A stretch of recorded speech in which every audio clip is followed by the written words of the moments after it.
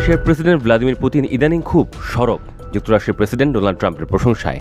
গাজা নিয়ে ট্রাম্পের শান্তি পরিকল্পনার প্রস্তাবে বেশ সন্তুষ্ট পুতিন প্রশাসন। রাশিয়ার প্রেসিডেন্ট ভ্লাদিমির পুতিন শুক্রবার বলেন যে যুক্তরাষ্ট্রের প্রেসিডেন্ট বিশ্বব্যাপী বিভিন্ন সংকট সমাধানে অনেক কিছু করছেন, তবে ডোনাল্ড ট্রাম্প নোবেল পুরস্কার পাওয়ার যোগ্য কিনা সেটা আমার সিদ্ধান্ত নয়। তাজিকিস্তানের সাংবাদিকদের এক প্রশ্নের জবাবে তিনি এই কথা বলেন। হোয়াইট হাউসের দ্বিতীয় দফায় ফিরে আসার পর থেকে ট্রাম্প বারবার দাবি করে আসছেন তিনি বহু সংঘাত সমাধানে ভূমিকা রাখার জন্য নোবেল পুরস্কার পাওয়ার যোগ্য, যদিও বিশ্লেষকরা এই দাবিকে ব্যাপকভাবে অতিরঞ্জিত বলে মনে করেন। নোবেল শান্তি পুরস্কার ঘোষণার আগের দিন ট্রাম্প আবারও দাবি করেন এই সপ্তাহে গাজায় যুদ্ধবিরতির প্রথম ধাপের মধ্যস্থতা করা তার অষ্টম যুদ্ধ সমাপ্তির প্রচেষ্টা। পুতিন যোগ করেন, ট্রাম্প সত্যিই বহু জটিল সংকট সমাধানে কাজ করছেন, যেগুলো বহু বছর এমনকি দশক ধরে চলছে।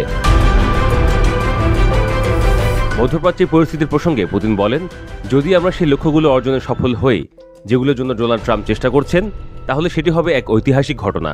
যদিও তিনি নোবেল কমিটিকেও সমালোচনা করেন। 3 দিন আগেও গাজা যুদ্ধ নিয়ে ট্রাম্পের প্রস্তাবিত যুদ্ধবিরতি পরিকল্পনাকে সমর্থন জানিয়েছে রাশিয়া।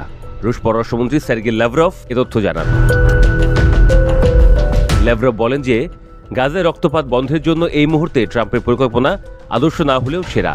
গাজায় যুদ্ধবিরতি ও দীর্ঘস্থায়ী শান্তির জন্য ইসরায়েল, হামাস এবং মধ্যস্থতাকারীদের যুক্তরাষ্ট্র, মিশর ও কাতার যদি রাশিয়ার কাছে কোনো ধরনের সহযোগিতা চায়, তাহলে তা দিতে প্রস্তুত আছে মস্কো।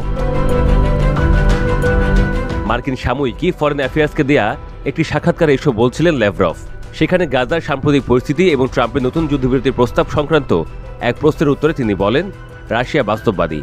সেই সঙ্গে রাশিয়া এও অনুভব করতে পারছে যে গাজায় রক্তপাত বন্ধের জন্য প্রেসিডেন্ট ট্রাম্পের প্রস্তাবিত পরিকল্পনাটি সেরা। আলোচনার টেবিলে এই মুহূর্তে এটির বিকল্প আর কিছু নেই।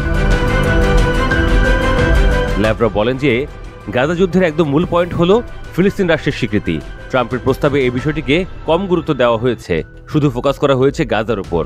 তবে এই মুহূর্তে সবচেয়ে জরুরি হল গাজায় রক্তপাত থামানো। এ কারণেই ট্রাম্পের প্রস্তাবটি অত্যন্ত গুরুত্বপূর্ণ এবং আশাব্যঞ্জক। প্রসঙ্গত, রাশিয়া শুরু থেকেই মধ্যপ্রাচ্যের আল আকসা অঞ্চলে দ্বিরাষ্ট্র সমাধানের দৃঢ় সমর্থক। গাজায় ইসরায়েলি বাহিনীর আগ্রাসনের শুরু থেকেই প্রথম যেসব দেশ যুদ্ধবিরতির আহ্বান জানিয়েছিল তাদের মধ্যে রাশিয়া অন্যতম।